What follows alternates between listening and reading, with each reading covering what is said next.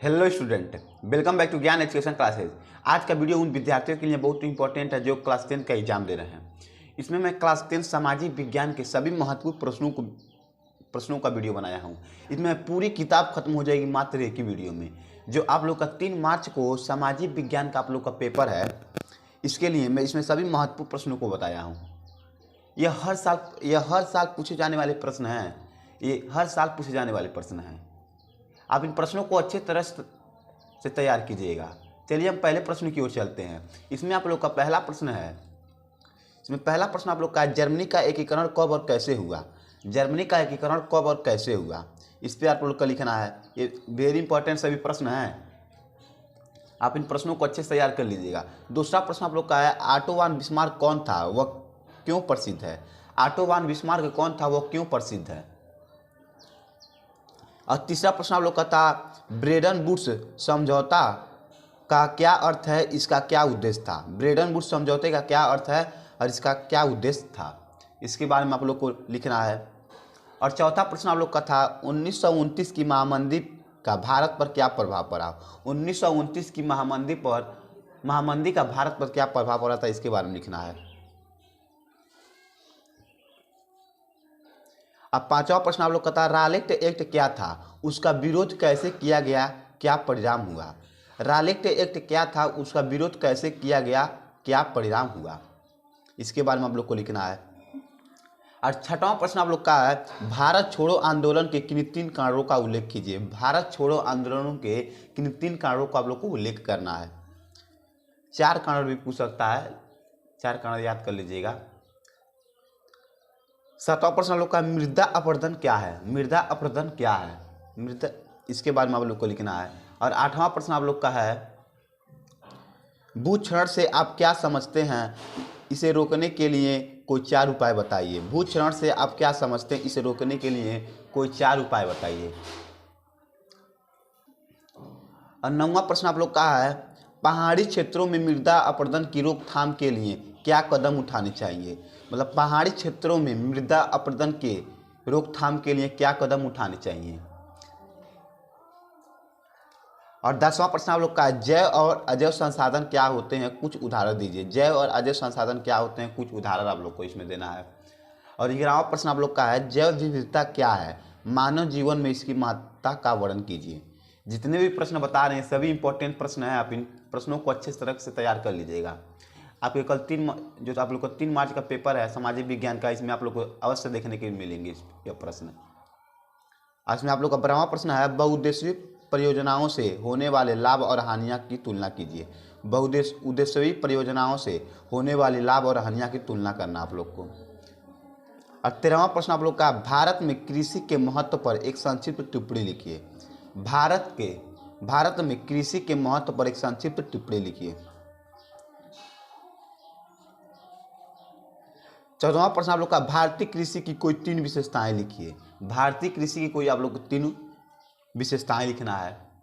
15वां प्रश्न आप लोग का गन्ना के उत्पादन के लिए अनुकूल भौगोलिक दशाएं बताइए। गन्ना के उत्पादन के लिए अनुकूल भौगोलिक दशाएं बताना है आप लोग को। 16वां प्रश्न है चिपको आंदोलन क्या है।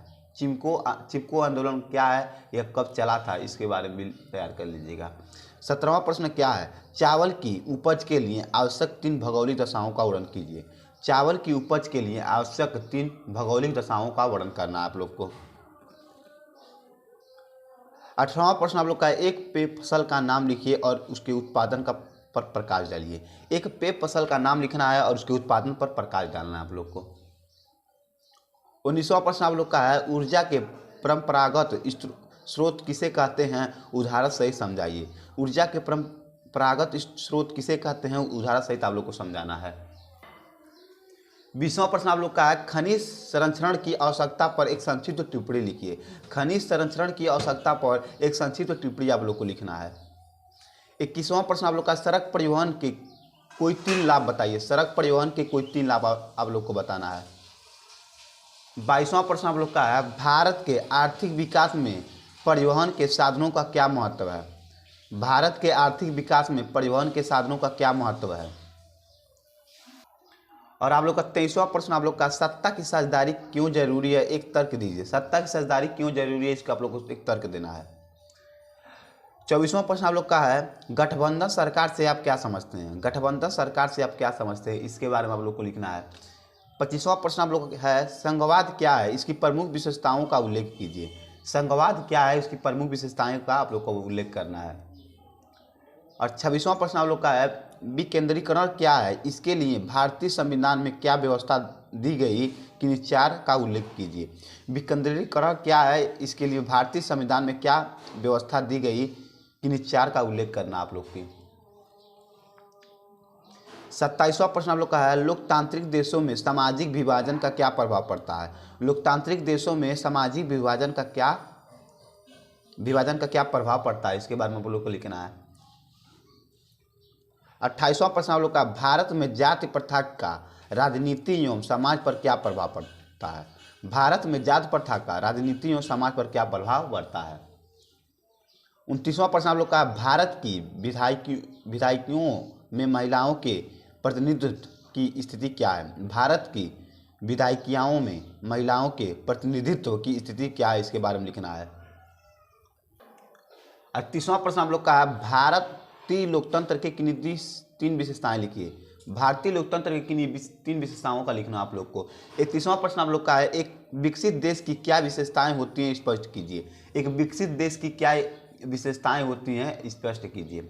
32वां प्रश्न आप लोग का, शिशु मृत्यु दर रोकने के कोई तीन उपाय बताइए। शिशु मृत्यु दर रोकने के कोई तीन उपाय आप लोग को बताना है। 33वां प्रश्न आप लोग का, अर्थव्यवस्था के तृतीय क्षेत्र से आप क्या समझते हैं, इसकी तीन समस्याओं को लिखिए। अर्थव्यवस्था के तृतीय क्षेत्रों से आप क्या समझते हैं, इसकी तीन समस्याओं का उल्लेख करना आप लोग को। सभी प्रश्नों को अच्छे तरीके से तैयार कर लीजिएगा। 34वां प्रश्न हम लोग का, असंगठित कार्य क्षेत्र से आप क्या समझते हैं, इसकी किन्हीं तीन समस्याओं को लिखिए। असंगठित कार्य क्षेत्र से आप क्या समझते हैं, इसकी किन्हीं तीन समस्याओं को लिखना आप लोग को। 35वां प्रश्न आप लोग का है, राष्ट्रीय ग्राम रोजगार गारंटी अधिनियम पर एक संक्षिप्त टिप्पणी लिखिए। राष्ट्रीय ग्राम रोजगार गारंटी अधिनियम पर एक संक्षिप्त टिप्पणी आप लोग को लिखना है। 36वां प्रश्न आप लोग का, विदेशी व्यापार से क्या आज्ञा है, इसके किन्हीं तीन लाभों को वर्णन कीजिए। विदेशी व्यापार से क्या आज्ञा है कि इसके किन्हीं तीन लाभों का वर्णन कीजिए आप लोग को। 27वां प्रश्न आप लोग का, वैश्वीकरण से आप क्या समझते हैं। वैश्वीकरण से आप क्या समझते हैं। 38वां प्रश्न आप लोग का, विश्व व्यापार संगठन से आप क्या समझते हैं। विश्व व्यापार संगठन से आप क्या समझते हैं।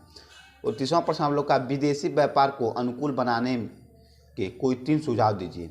विदेशी व्यापार के अनुकूल बनाने के कोई तीन सुझाव दीजिए। ये आप लोग के 39 इम्पोर्टेंट क्वेश्चन थे जो आप लोग को 3 मार्च के पेपर में आप लोग को देखने को अवश्य मिलेंगे। आप इन प्रश्नों को अच्छे तरीके से तैयार कर लीजिएगा। अगर आप हमारे चैनल पर नए हैं तो हमारे चैनल को लाइक, सब्सक्राइब एंड शेयर करना ना भूलें। मिलते हैं अगले वीडियो में एक नए टॉपिक के साथ। धन्यवाद।